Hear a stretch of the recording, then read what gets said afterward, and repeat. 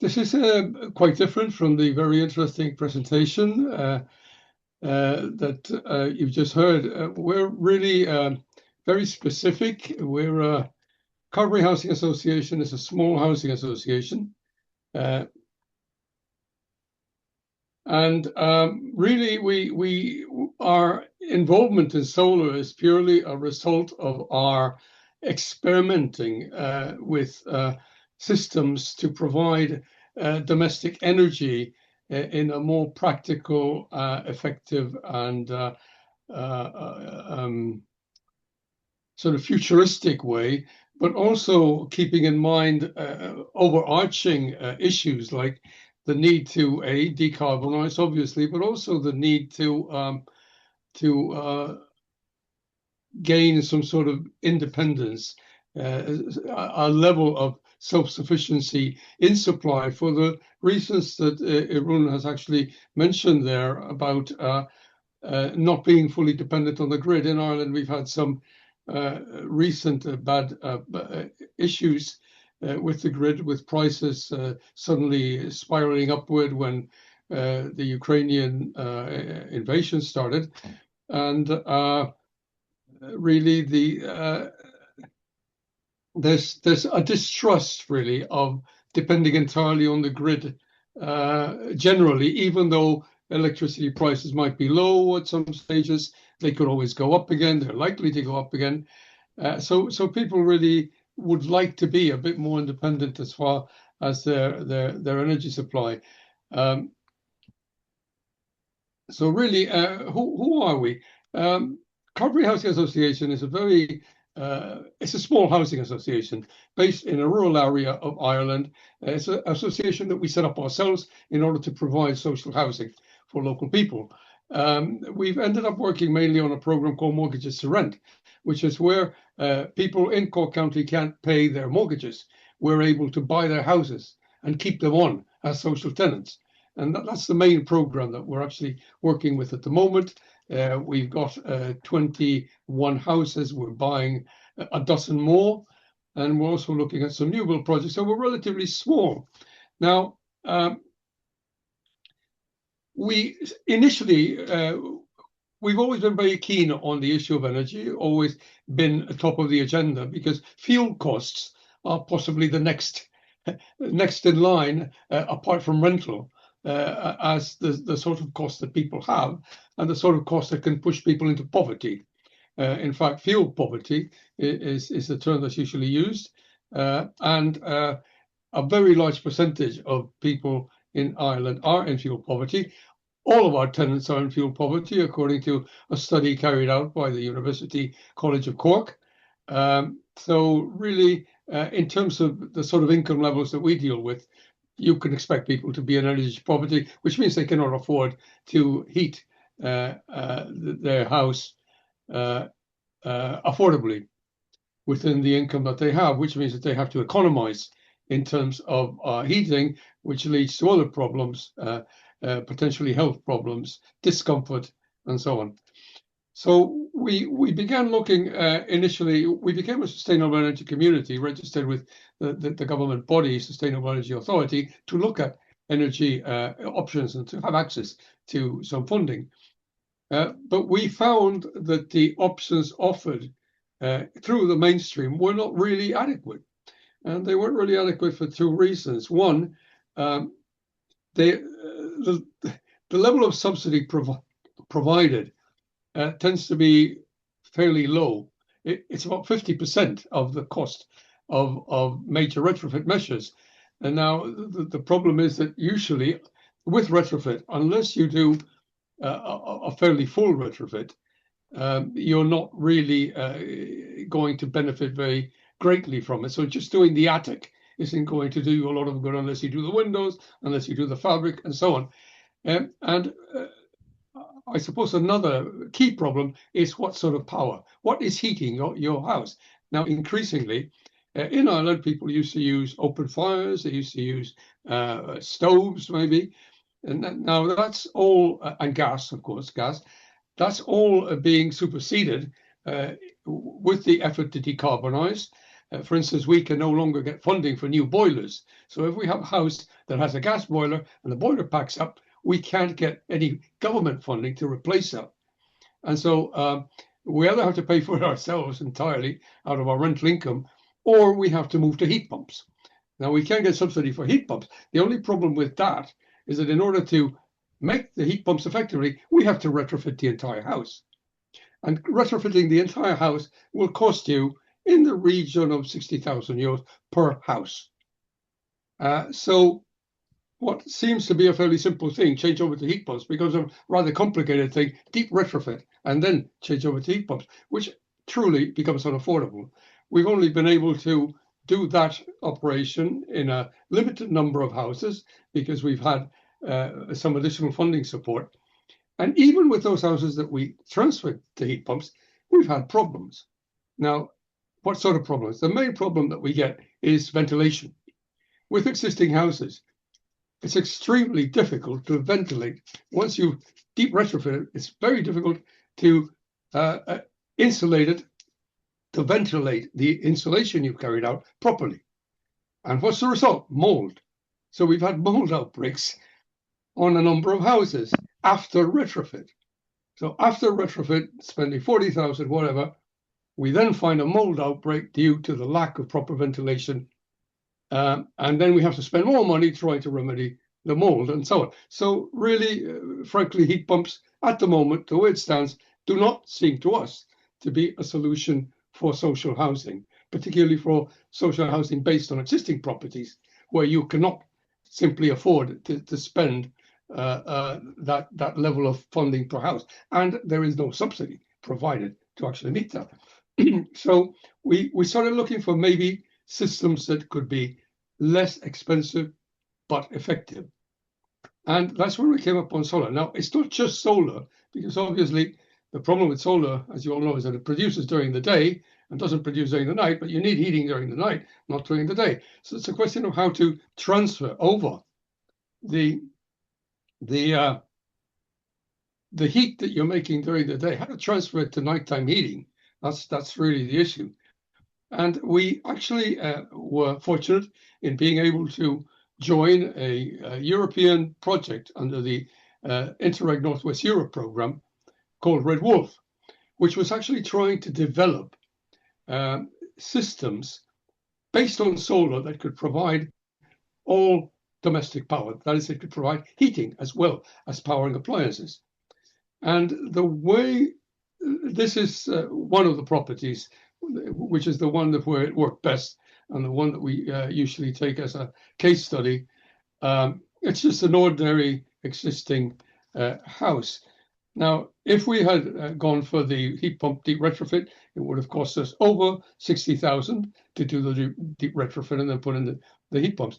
With the RedWolf system, which is a hybrid solar system, we spent 25,000 euros on the system.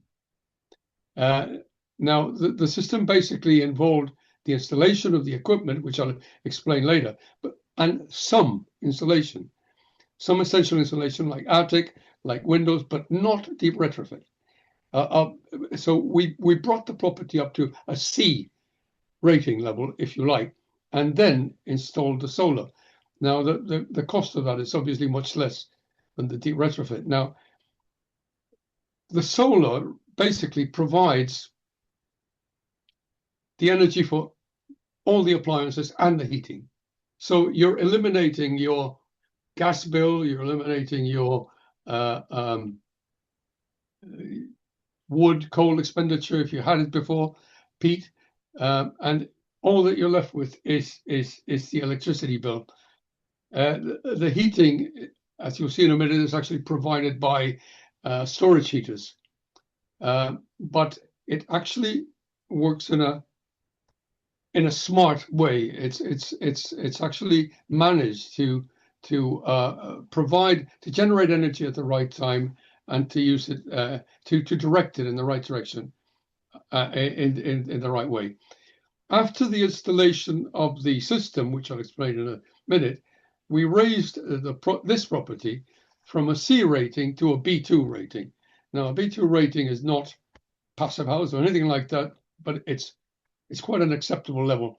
I think, in a way, ironically, what we're trying to do is to move to a pre-decarbonisation stage where people could heat a house that is not that well insulated by having a heating system that provides sufficient heat to heat your house without needing that level of airtightness and deep retrofit that a heat pump would require.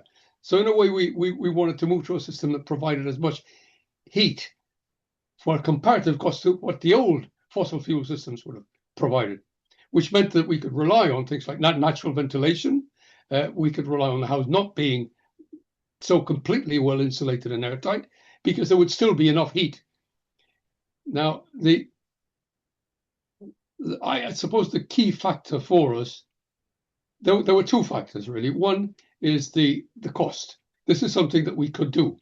And now, with the benefit of the European grant, it actually reduced the cost of the installation from 25,000 to something like 9,000. So we spent 9,000 per house, which is the same as it would have cost us to replace a gas boiler. So the cost for us as a small association was affordable. For the occupants, they benefited from being able to get the same level or a similar level of temperature production as they would have had from a fossil fuel system. Now, this is the way the system works. You have the solar panels. You have, now we were putting something like 8 solar panels, as many as we could get on the roof, essentially. And then we had storage, a 5 kilowatt battery per house. Now we could have had more, but again, we're trying to keep things affordable. Got my earphone. And then there is a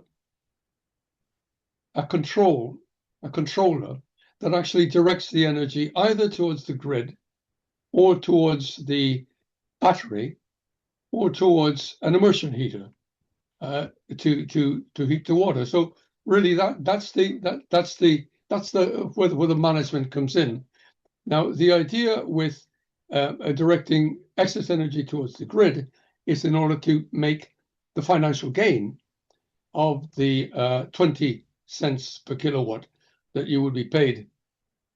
That payment, to a certain extent, compensates from the other action that we had to do, was to take energy from the grid at low peak time at night, which is also 20. So we were selling energy at the same rate that we were buying energy back.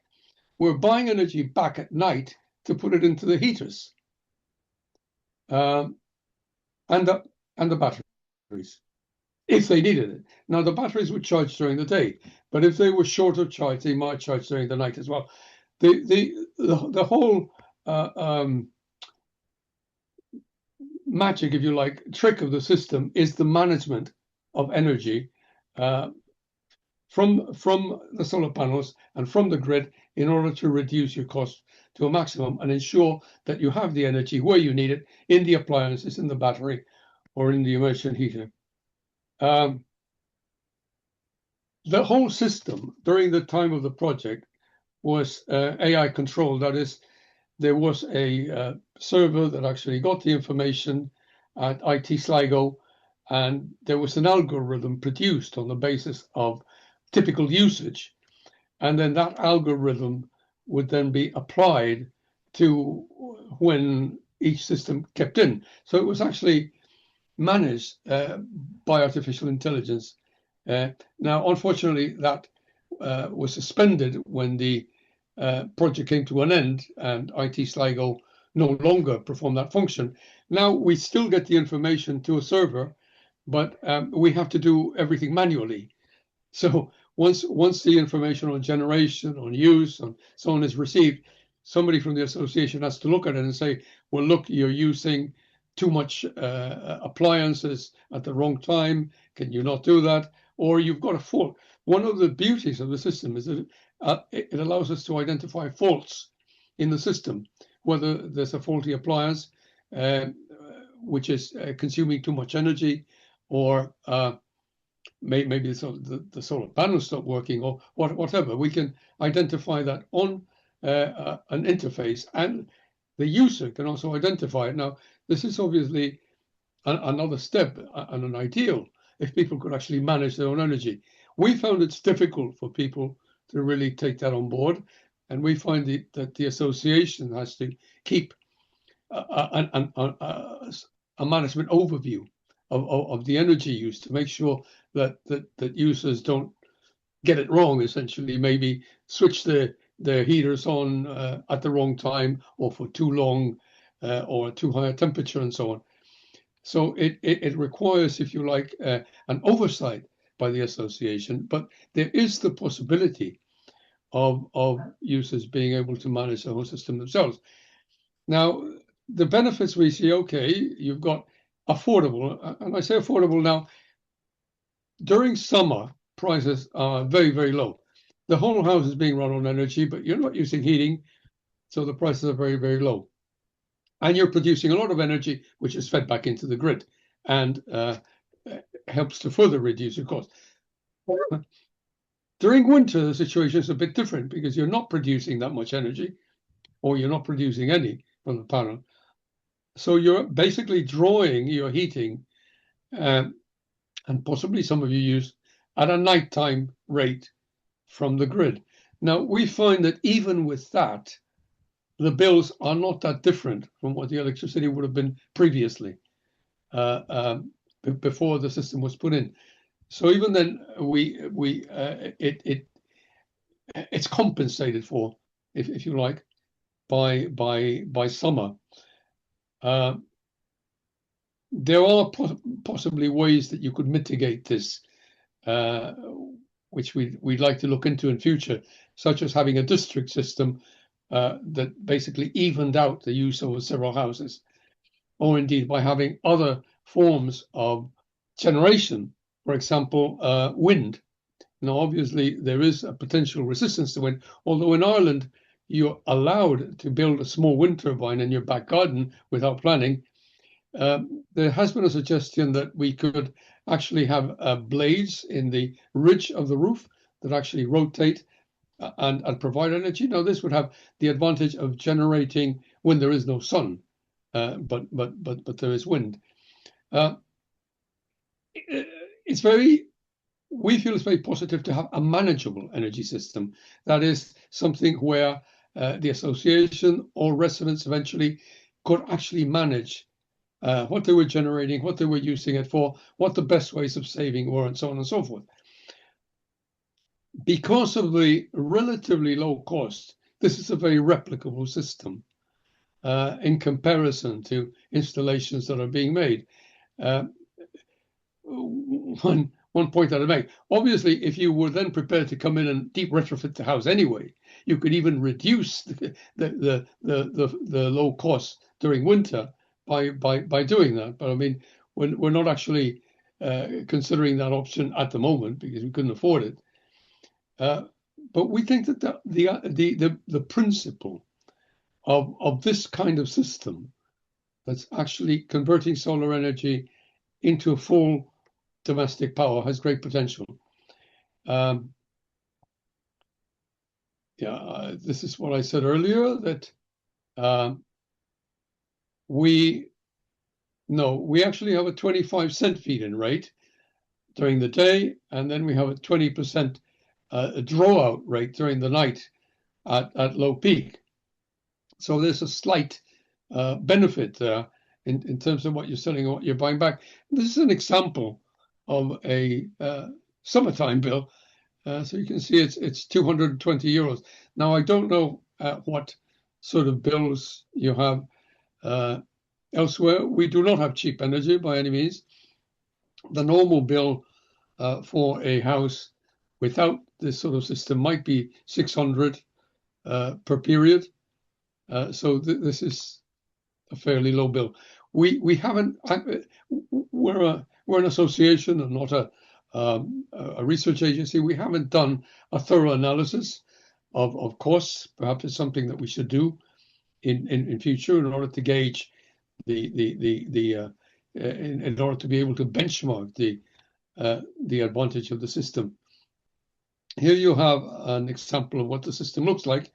These are the panels on a south-facing roof there. That's the number of panels estimated to give us the best benefit. Then you have the storage heater, and you have the immersion heater. Now the Dimplex storage heaters have their own controls. So basically, you can set it to whatever time you want it to charge and whatever time you want it to release. And indeed, what we want to do is be able to apply the AI. We have a connection to the grid through Electric Ireland, and that's a low peak night tariff system, which allows this low payment. And this is the controller there that you see in that shot, and one of the residents who's actually got the hang of it, looking at the results of his energy usage. We have a modem interface, and we can log particular data from the system, and that information is relayed to a server that we have with a partner called Glass Technology that actually manages the interface server for us. And obviously the fault detection system is a very important function, that we actually get notified when there's anything wrong in the system. The parameters that we monitor are power generation, 5-minute interval generation, daily generation, monthly, annual generation, line voltage, output frequency, and output voltage. I think other things might have been introduced subsequently. So we actually monitor the results from each home. It means extra work for the association, if you like, in terms of getting to grips with the energy system. And we have one board member who's so far taken responsibility for that. The algorithm, we had it during the project life. Now we haven't, but we're applying for further funding from Northwest Europe, Interreg, in order to bring the AI system back in, and also to try the system out in some other properties. We're at a very early stage in this, in the use of this system. We've only been able really to apply it in 4 houses that we did as a part of the project. The system has been installed on 86 houses, if you include the other partner countries, England, France, Germany, that actually use the system as well. We're currently working on a second project with the system.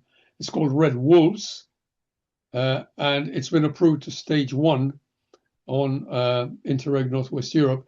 We want to apply it this time to a new build scheme. We're looking at 3 potential new build schemes, one of them being on Shirkin Island in West Cork, which Cork County Council is developing with us. But obviously that's one possibility.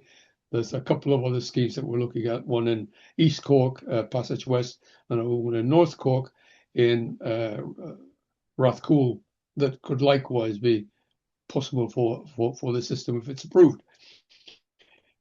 We also would like to look at the possibility of using this on a district level rather than on an individual house level, because by being able to pool, say, the generation, generate all in one source, but use it when you need it, and so on, we might be able to gain some advantages through that, and become even more self-sufficient in terms of how to rely less on the grid. We would like to promote the system. We feel it's worth looking at. I think at the moment it's in its infancy in comparison to something like heat pumps that have been going for years and years and have had a lot of investment put into them and refining them, perfecting them. This is a new system. It's a new alternative system. And we feel it'll gain more interest, it'll gain more traction, and eventually will become extremely competitive. It's got the advantage of not relying on electricity. Even a heat pump is an electrically powered appliance. And a heat pump does not generate energy. It merely transforms energy from one type of energy into another. It compresses heat and releases it. Whereas what we're doing essentially generates, it's the net generator of energy. That's the big advantage, that it's not another appliance. It's a system of generating and reusing your energy. So it could be taken on board by any local authority, any housing association, any energy agency. It could be deployed on a larger scale. It could incorporate other forms of renewable. Wind, biomass could be connected to the same system, and the whole use of AI controls could be further developed in order to ensure more accurate and more efficient management and direction of the energy generated. Jose, I might That's basically it.